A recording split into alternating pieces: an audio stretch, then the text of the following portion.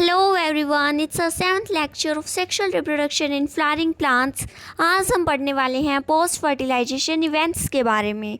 तो आइए स्टार्ट करते हैं। फर्टिलाइजेशन के बाद होने वाले इवेंट्स को पोस्ट फर्टिलाइजेशन इवेंट्स बोलते हैं। तो एक बार देखते हैं कि फर्टिलाइजेशन के बाद क्या क्या होता है। फर्टिलाइजेशन के बाद एंडोस्पर्म की डेवलपमेंट होती है, एम्ब्रियो की डेवलपमेंट होती है, ओव्यूल सीड के अंदर कन्वर्ट हो जाता है और ओवरी फ्रूट के अंदर कन्वर्ट हो जाती है। तो आइए स्टार्ट करते हैं एंडोस्पर्म से। आज का हमारा टॉपिक एंडोस्पर्म ही रहने वाला है। तो आइए देखते हैं एंडोस्पर्म क्या होता है। एंडोस्पर्म एक न्यूट्रिटिव टिश्यू है जो कि सीड के अंदर बनता है फर्टिलाइजेशन के बाद। ये डेवलपिंग एम्ब्रियो को फूड प्रोवाइड करता है और बहुत सारे प्लांट्स में जर्मिनेशन के टाइम पर भी सीडलिंग को नरिश करता है सो दैट वो अच्छे से जर्मिनेट हो सके। अब आइए इसकी फॉर्मेशन देखते हैं। जैसा कि मैंने आपको कल वाले लेक्चर में भी बताया था कि जो मेल गैमेट है वो पोलर न्यूक्लियाई के साथ फ्यूज़ करके प्राइमरी एंडोस्पर्म न्यूक्लियस की फॉर्मेशन करता है जो कि ट्रिप्लॉइड होता है नेचर में। अब जो सेल प्राइमरी एंडोस्पर्म न्यूक्लियस को कंटेन कर रही होती है उस सेल को बोलते हैं primary endosperm cell, that was PEC। जो प्राइमरी एंडोस्पर्म सेल है ये आगे डेवलप होकर एंडोस्पर्म में कन्वर्ट हो जाती है। तो यही था फॉर्मेशन ऑफ एंडोस्पर्म। एक बार हम इसको रीड कर लेते हैं। आइए, it is formed by triple fusion. Second male gamete that is haploid means N plus 2 polar nuclei N plus N giving rise to a primary endosperm nucleus that is 3N. Now the cell containing PEN means primary endosperm nucleus is called PEC means primary endosperm cell. PEC further develops into endosperm. जो primary endosperm cell है वो आगे develop हो जाती है endosperm के अंदर। ठीक है, एक बार एंडोस्पर्म के फंक्शंस देख लेते हैं हम डिटेल में। First of all nutrition of embryo. ये एम्ब्रियो को न्यूट्रिशन प्रोवाइड करता है। अब देखते हैं कौन कौन सी चीज़ें प्रोवाइड करता है ये अपने एम्ब्रियो को नरिश करने के लिए। ये प्रोवाइड करता है starch, proteins, oils and sugars to the embryo so that वो अच्छे से डेवलप कर सके। ठीक है, दूसरा है ये सपोर्ट प्रोवाइड करता है एम्ब्रियो की डेवलपमेंट को। एम्ब्रियो डेवलपमेंट को सपोर्ट प्रोवाइड करता है उसको न्यूट्रिएंट्स प्रोवाइड करके। ठीक है, ड्यूरिंग एम्ब्रियोजेनेसिस के टाइम पे मीन्स एम्ब्रियो की फॉर्मेशन के टाइम पे। देन थर्ड है फूड रिजर्व ड्यूरिंग जर्मिनेशन के टाइम पे देखिए जो एंडोस्पर्म है वो फूड को स्टोर करके रखता है अपने पास। ठीक है, और जर्मिनेशन के टाइम पे ये यंग सीडलिंग्स की नरिशमेंट में हेल्प करता है उनको फूड प्रोवाइड करा के। ठीक है, चौथा फंक्शन है ये एसेंशियल हार्मोन्स की प्रोडक्शन करता है एम्ब्रियो की डेवलपमेंट के लिए। ठीक है, produces growth regulators needed for embryo development. ये थे एंडोस्पर्म के फंक्शंस। अब आइए एंडोस्पर्म की 2-3 और कैरेक्टरिस्टिक्स देख लेते हैं, उसके बाद हम इसके टाइप्स पे चलेंगे। ओके, ये बनता है आफ्टर ट्रिपल फ्यूज़न के बाद बनता है। ये ट्रिप्लॉइड होता है मीन्स 3N होता है। एम्ब्रियो से पहले बनता है, क्योंकि देखिए ये आप बोल सकते हैं कि ये किचन होती है। ठीक है, जो कि फूड प्रोवाइड कराती है एम्ब्रियो के लिए। तो एम्ब्रियो तो भी बेबी है ना, तो उसको फूड प्रोवाइड कराने के लिए हमारे पास एंडोस्पर्म होना चाहिए, इसलिए ये एम्ब्रियो से पहले बनता है ताकि हमारा एम्ब्रियो भूखा ना मर जाए। ठीक है, उसके अलावा ये रीच होता है रिजर्व फूड में। ठीक है, और कुछ केसेस ऐसे होते हैं कि एम्ब्रियो की डेवलपमेंट भी कंप्लीट हो जाती है लेकिन जो मैच्योर सीड्स हैं उनके अंदर अभी भी एंडोस्पर्म प्रेजेंट होता है मीन्स एंडोस्पर्म कम्प्लीटली कंज्यूम नहीं हुआ। ऐसे सीड्स को हम बोलते हैं एल्ब्यूमिनस सीड्स। तो आई होप ये आपको क्लियर हो गए होंगे। तो अब आगे चलते हैं टाइप्स ऑफ एंडोस्पर्म पे। Types of endosperm based on the pattern of cell division in PEN means primary endosperm nucleus में किस टाइप से सेल डिवीजन हो रही है उसके बेस पे ही 2 टाइप्स के होते हैं।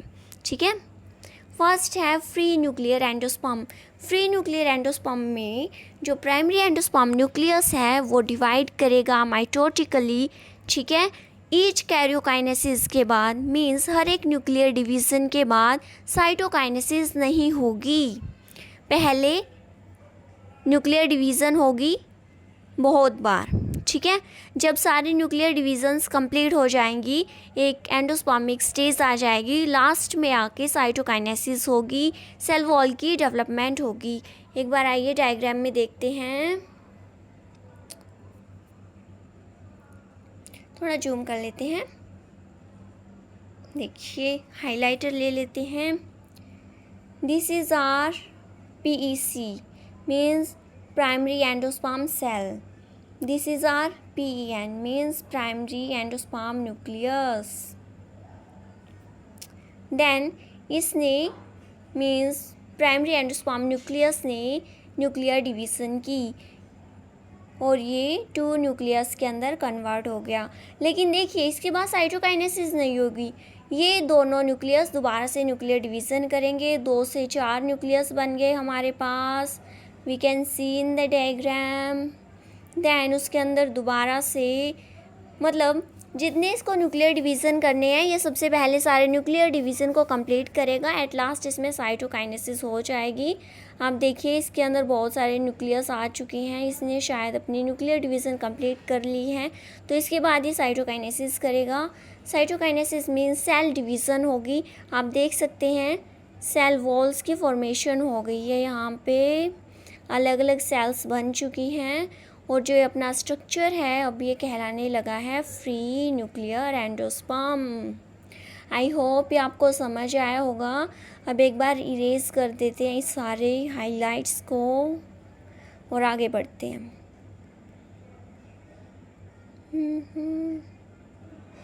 चलिए अब कुछ एग्जाम्पल्स हैं जो आपको लर्न करने ही पड़ेंगे, बहुत इम्पोर्टेंट है। फ्री न्यूक्लियर एंडोस्पर्म की एग्जाम्पल फर्स्ट है कोकोनट वाटर, जो आप कोकोनट का पानी पीते हैं। दैन वीट, राइस में, सनफ्लावर, इनके अंदर भी क्या है, फ्री न्यूक्लियर एंडोस्पर्म प्रेजेंट होता है। ये था फर्स्ट टाइप। अब हम देखते हैं सेकंड टाइप। सेकंड टाइप में ये है जब पैन के अंदर यानी कि प्राइमरी एंडोस्पर्म न्यूक्लियस के अंदर न्यूक्लियर डिवीज़न हो रही होगी, उसके बाद साथ ही साइटोकाइनेसिस हो जाएगा। मीन्स कैरियोकाइनेसिस के बाद ही इमीडिएटली साइटोकाइनेसिस हो जाएगा, मीन्स सेल की डिवीज़न हो जाएगी। आइए एक बार देखते हैं डायग्राम में। फर्स्ट ऑफ ऑल आपको ये दिख रहा है pan, means primary endosperm nucleus, ठीक है। ये है हमारी प्राइमरी एंडोस्पर्म सेल, इसके अंदर हुई न्यूक्लियर डिवीज़न। न्यूक्लियर डिवीज़न के बाद 2 न्यूक्लियस आ गए हमारे पास। अब इसके बाद ही साइटोकाइनेसिस हो जाएगी, ठीक है। मीन्स 2 सेल्स की फॉर्मेशन हो जाएगी, एक ऊपर वाला सेल, एक नीचे वाला सेल, और इनके बीच में जो है आपको दिख रही है येलो कलर में, ये सेल वॉल है, ठीक है। उसके बाद दोबारा से न्यूक्लियर डिवीज़न होगा। पहले 2 न्यूक्लियस थे, अब 4 न्यूक्लियस हो जाएंगे। अब दोबारा से इसमें साइटोकाइनेसिस हो जाएगी और धीरे धीरे करते करते हमारे पास एक सेलुलर एंडोस्पर्म आ जाएगा। तो ये थी पूरी प्रोसेस, कैसे इसकी फॉर्मेशन होती है, मीन्स सेलुलर एंडोस्पर्म की। तो एक बार हाइलाइट्स को इरेज कर लेते हैं और आगे बढ़ते हैं। ओके, आई होप ये आपको समझ आ चुका होगा। अब आगे बढ़ते हैं। अब लिखा हुआ है कि endosperm remain cellular from the beginning. जो एंडोस्पर्म है वो स्टार्टिंग से ही, मीन्स बिगिनिंग से ही सेलुलर रहता है।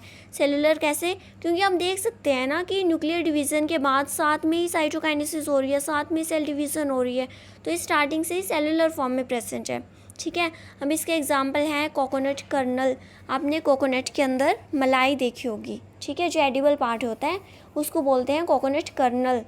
देन धतूरा एंड देन पिटूनिया। अब एक और बात, जो कोकोनट वाला जो एग्जाम्पल है ना, ये बहुत इम्पॉर्टेंट है, इसलिए मैंने लिखा हुआ है एग्ज़ाम फेवरेट क्वेश्चन। क्यों? क्योंकि इसके अंदर फ्री न्यूक्लियर और सेलुलर दोनों स्टेजेस एक टाइम पे प्रेजेंट होती हैं। कैसे? जैसे हमने अभी बात करी थी थोड़ी देर पहले, जो कोकोनट वाटर है उसके अंदर फ्री न्यूक्लियर एंडोस्पर्म होता है, जबकि जो एडिबल पार्ट है कर्नल, उसके अंदर सेलुलर एंडोस्पर्म होता है। ठीक है, तो this was today's lecture. I hope आपको पसंद आया होगा। Thank you.